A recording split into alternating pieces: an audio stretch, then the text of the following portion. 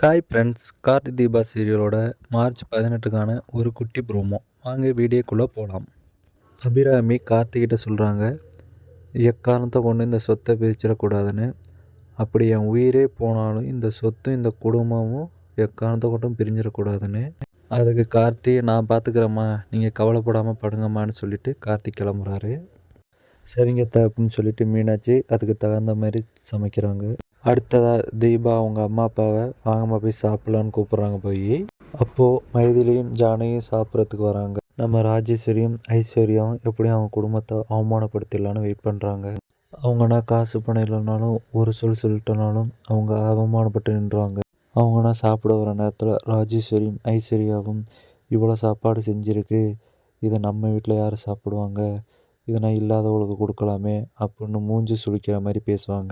இது கேட்டோடனே பயங்கரமாக கோவப்பட்டு, மைதிலி, இப்போ யாரை பார்த்து இதை சொல்கிறீங்க அப்படின்னு கேட்குறாங்க.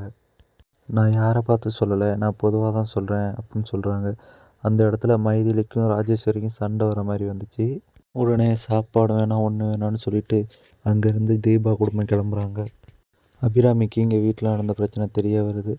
அதோட மீனாட்சியை கூப்பிட்டு அவங்கள்ட்ட போய் சாப்பாடு கொடுத்துருவாங்கன்னு மீனாட்சிக்கிட்ட சொல்கிறாங்க அபிராமி. அப்போ மீனாட்சியும் தீபாவும் சாப்பாடு எடுத்துக்கிட்டு அவுட்டர்ஸ் போகிறாங்க. மைதிலி சொல்கிறாங்க, இந்த சாப்பாடு வேணாம், இந்த வீடு வேணாம், நாங்கள் கூடிய சீக்கிரம் வாடகை வீடு பார்த்துட்டு கிளம்ப போகிறோம் தீபா அப்படின்னு மைதிலி சொல்கிறாங்க.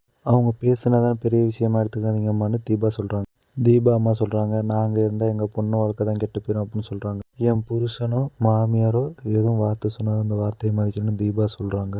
வேறு யார் என்ன சொன்னாலும் இந்த காதில் வாங்கி அந்த காதில் விட்டுட்டு உங்கள் வேலையை பாருங்கம்மான்னு தீபா சொல்கிறாங்க.